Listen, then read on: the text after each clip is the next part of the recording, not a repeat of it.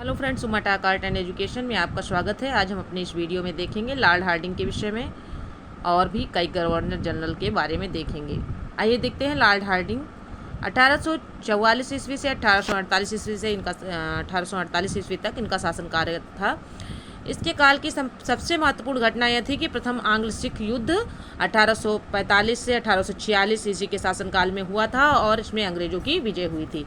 इसने नर बलि प्रथा पर प्रतिबंध लगाया था। आगे देख लेते हैं, मतलब इम्पॉर्टेंट पॉइंट्स हैं इसलिए केवल इतना ही, ठीक है। जितना आएगा, जितना एग्जाम्स वगैरह में पूछे जाते हैं, बस उतने ही पॉइंट्स हैं। आगे है लॉर्ड डलहौजी। लॉर्ड डलहौजी 1848 से 1856 ईस्वी इनका कार्यकाल था। इनके कार्यकाल में द्वितीय आंग्ल सिख युद्ध हुआ 1848 से 1849 ईस्वी के मध्य, तथा पंजाब का ब्रिटिश शासन में विलय 29 मार्च 1849 ईस्वी को कर लिया गया। जगत प्रसिद्ध सिख राज्य का प्रसिद्ध हीरा कोहिनूर महारानी विक्टोरिया को भेज दिया गया।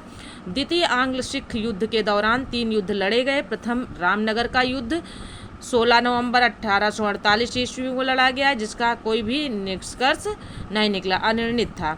दूसरा चिलियावाला का युद्ध 13 जनवरी 1849 ईस्वी को लड़ा गया, जिसका भी कोई मतलब निष्कर्ष नहीं निकला, यानी कोई निर्णय नहीं हुआ।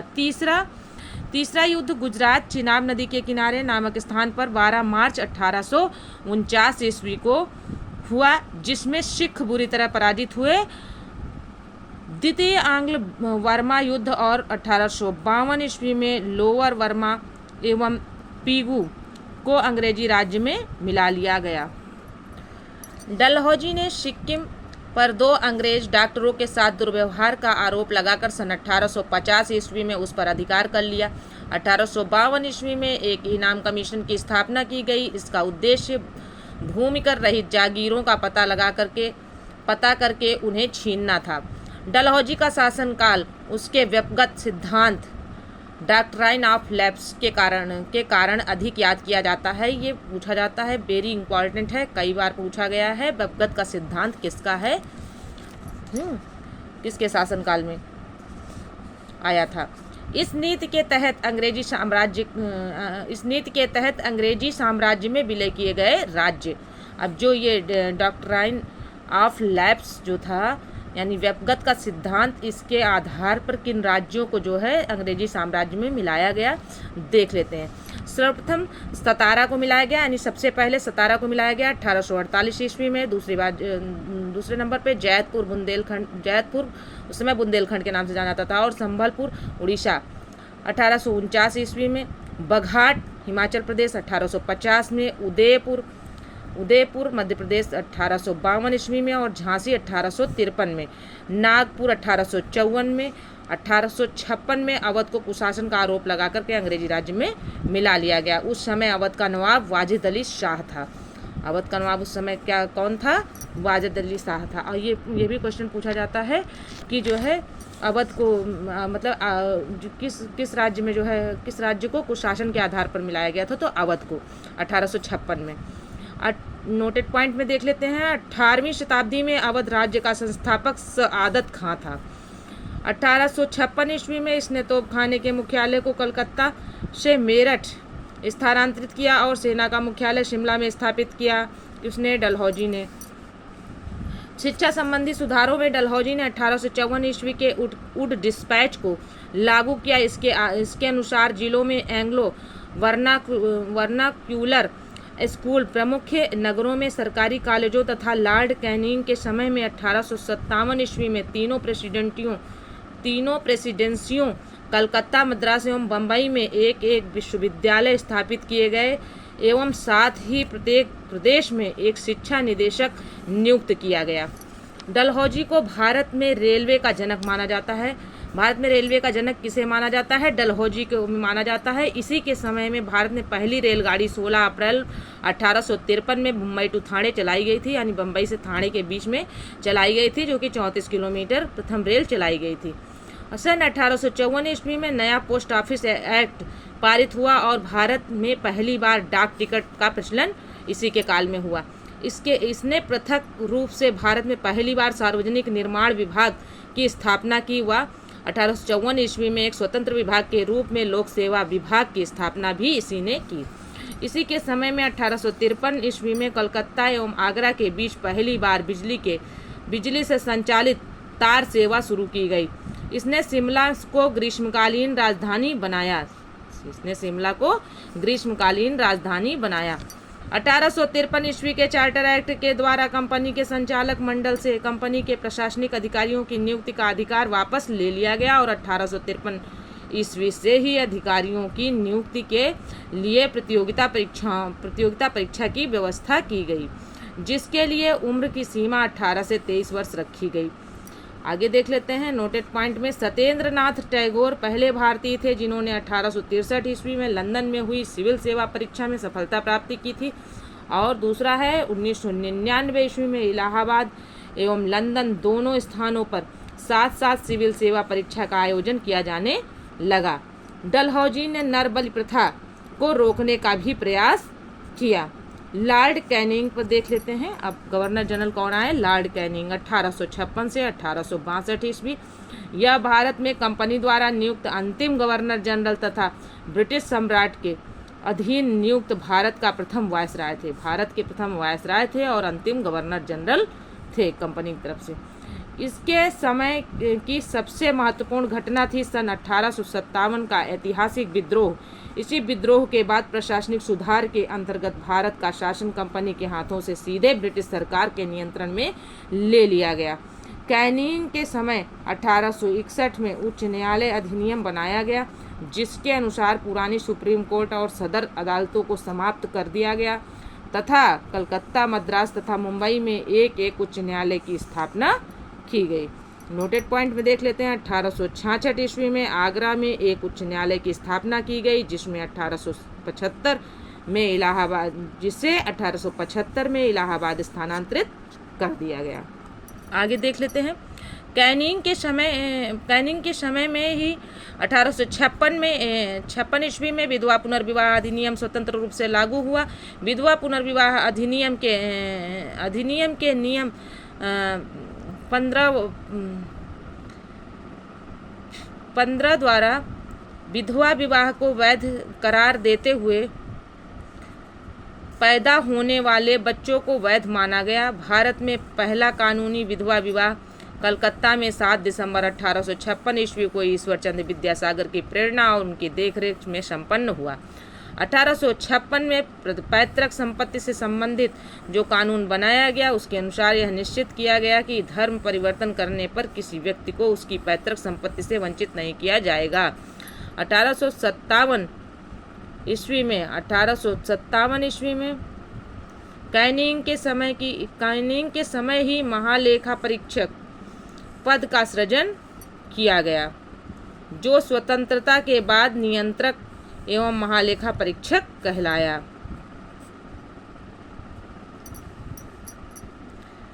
फिर है भारत शासन अधिनियम 1858 ईस्वी के तहत मुगल सम्राट के पद को समाप्त कर दिया गया। मैकाले द्वारा प्रारूपित दंड संहिता को 1858 ईस्वी में कानून बना दिया गया तथा 1859 ईस्वी में अपराध विधान संहिता लागू की गई।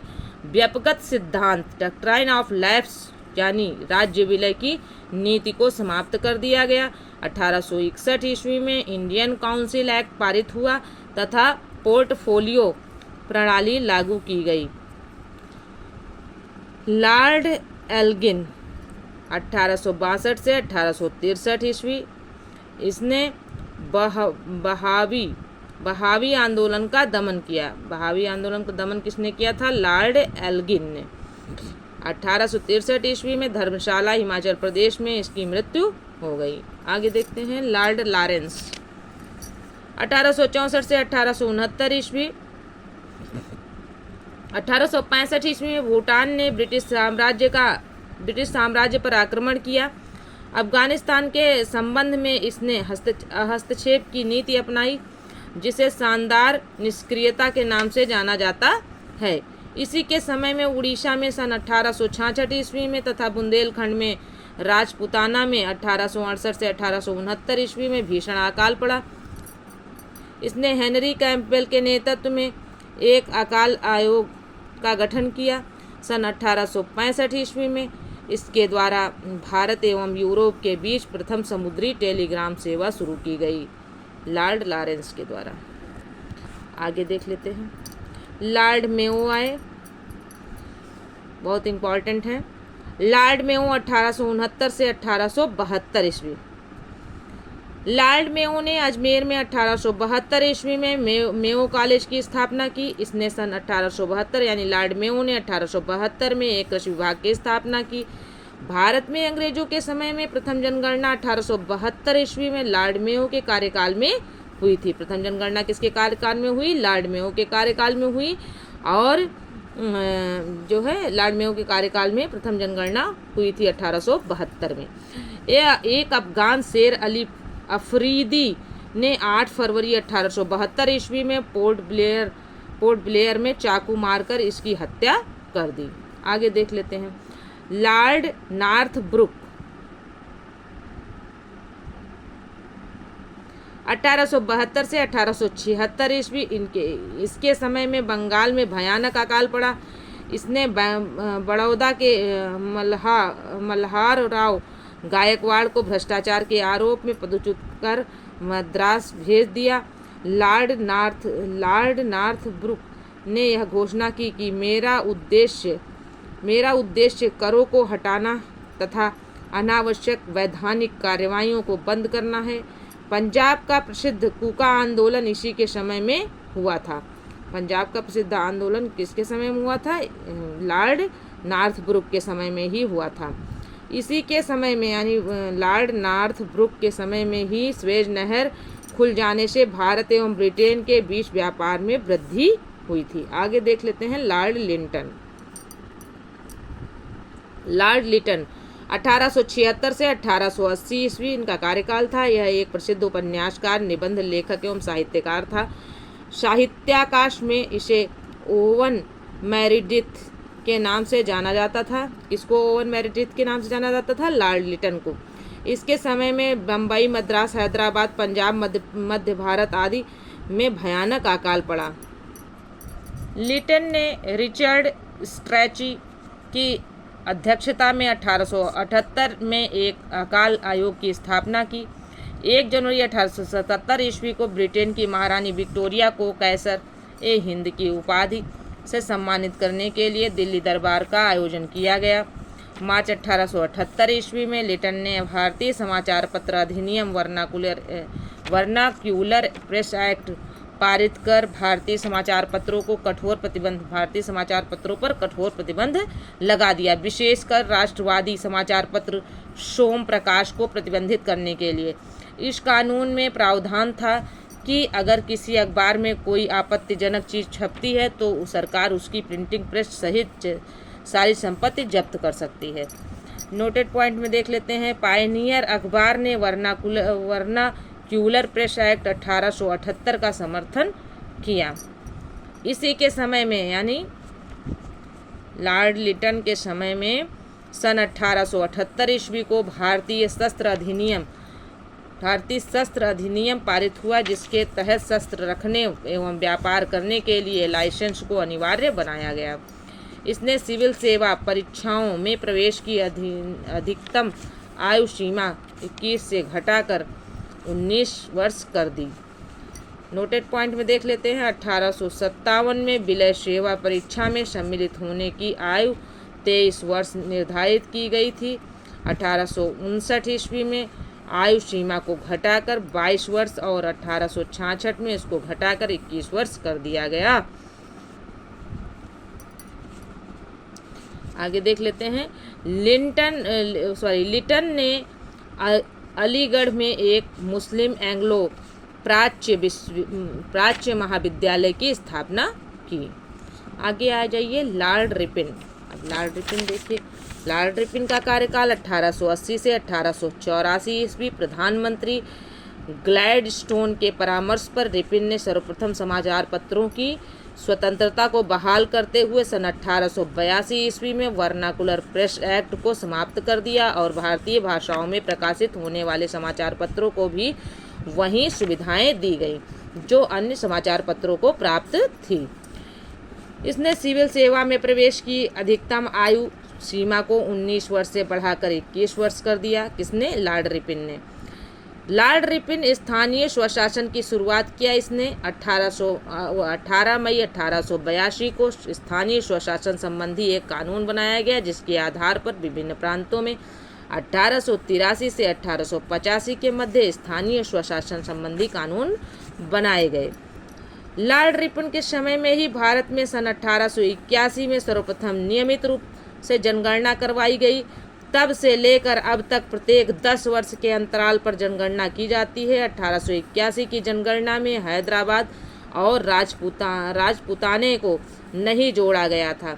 नोटेड पॉइंट में देख लेते हैं। भारत में पहली बार जनगणना सन 1872 ईस्वी में हुई थी, लॉर्ड मेयो के काल में, परंतु इसमें भारत के संपूर्ण भागों का प्रतिनिधित्व नहीं हुआ। लगभग 20% भारत का भाग इसमें छूट गया। रिपन के द्वारा ही सन 1881 ईस्वी में प्रथम कारखाना अधिनियम लाया गया, जिसमें 7 वर्ष से कम आयु के बच्चों को काम करने पर प्रतिबंध लगा दिया गया और 7 से 12 वर्ष के श्रमिकों के लिए 9 घंटे से अधिक कार्य कराया जाना प्रतिबंधित कर दिया गया। यह एक्ट चाय, कॉफी एवं नील की खेती पर लागू नहीं थी। 3 फरवरी 1882 ईस्वी में रिपन के समय में शैक्षिक सुधारों के अंतर्गत विलियम हंटर की अध्यक्षता में एक आयोग गठित किया गया, जो भारत में प्रथम शिक्षा आयोग के नाम से जाना जाता है। इसमें व्यावसायिक शिक्षा पर भी बल दिया गया। 2 फरवरी 1883 को यूरोपियों के विरुद्ध भारतीय न्यायाधीशों द्वारा मुकदमे की सुनवाई के लिए इल्बर्ट विधेयक प्रस्तुत किया गया, लेकिन यूरोपवासियों के प्रबल विरोध के कारण इसे वापस लेना पड़ा। अंग्रेजों द्वारा इस विधेयक के विरोध में किए गए विद्रोह को श्वेत विद्रोह के नाम से जाना जाता है। फ्लोरेंस नाइटिंगेल ने रिपन को भारत के उद्धारक की संज्ञा दी है। ये पूछा जाता है, इम्पोर्टेंट है। फ्लोरेंस नाइटिंगेल जो थी, उन्होंने रिपन को क्या नाम दिया? भारत के उद्धारक के रूप में संज्ञा दी, यानी भारत का उद्धारक कहा। किसको कहा? लॉर्ड रिपन को कहा। आगे देखते हैं लॉर्ड डफरिन के बारे में। 1884 से 1888 ईस्वी। लॉर्ड डफरिन के समय में तृतीय आंग्ल वर्मा युद्ध 1885 से 1888 के मध्य तृतीय आंग्ल वर्मा युद्ध हुआ। कब हुआ? 1885 से 1888 के मध्य हुआ और बर्मा को अंतिम रूप से अंग्रेजी राज्य में मिला लिया गया। इसी के समय में, डफरिन के समय में ही Bengal tenancy act, Awadh tenancy act तथा पंजाब टेनेंसी एक्ट पारित हुआ। इसके समय में, यानी लॉर्ड डफरिन के समय की सबसे महत्वपूर्ण घटना थी 28 दिसंबर 1885 को बम्बई में A.O. ह्यूम के नेतृत्व में भारतीय राष्ट्रीय कांग्रेस की स्थापना हुई थी। किसके का शासनकाल में? लॉर्ड डफरिन के शासनकाल में। आगे देख लेते हैं लॉर्ड लैंसडाउन 1888 से 1894 ईस्वी। भारत और अफगानिस्तान के मध्य सीमा रेखा, डूरंड रेखा का निर्धारण इसी के समय में हुआ। 1891 ईस्वी में दूसरा कारखाना अधिनियम लाया गया, जिसमें स्त्रियों को 11 घंटे प्रतिदिन से अधिक काम करने पर प्रतिबंध लगाया गया। साथ ही सप्ताह में 1 दिन की छुट्टी की व्यवस्था भी की गई। आगे देख लेते हैं लॉर्ड एल्गिन द्वितीय 1894 से 1899 ईस्वी। भारत को तलवार के बल पर विजित किया गया है और तलवार के बल पर ही इसकी रक्षा की जाएगी। यह कथन लॉर्ड एल्गिन द्वितीय का है। 1895 से 1898 ईस्वी के मध्य उत्तर प्रदेश, बिहार, पंजाब एवं मध्य प्रदेश में भयंकर अकाल पड़ा। आगे है लॉर्ड कर्जन। लॉर्ड कर्जन के विषय में देख लेते हैं, ये भी इम्पोर्टेंट है। 1899 से 1905 ईस्वी।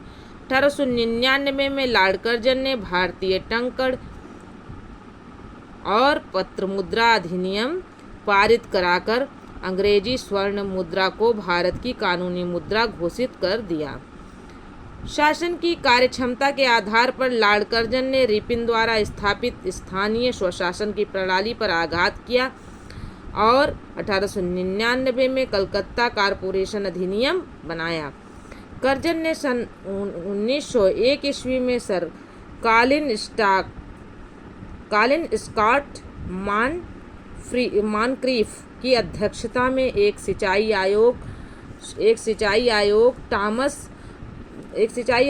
टॉमस रॉबर्टसन की अध्यक्षता में एक रेलवे आयोग तथा 1902 ईस्वी में सर एंड्रयू फ्रेजर की अध्यक्षता में एक पुलिस आयोग एवं सर टॉमस रैले की अध्यक्षता में विश्वविद्यालय आयोग की स्थापना की। 1904 ईस्वी में भारतीय विश्वविद्यालय अधिनियम पास किया गया। इसने सर एंटनी मैकडॉनल की अध्यक्षता में एक अकाल आयोग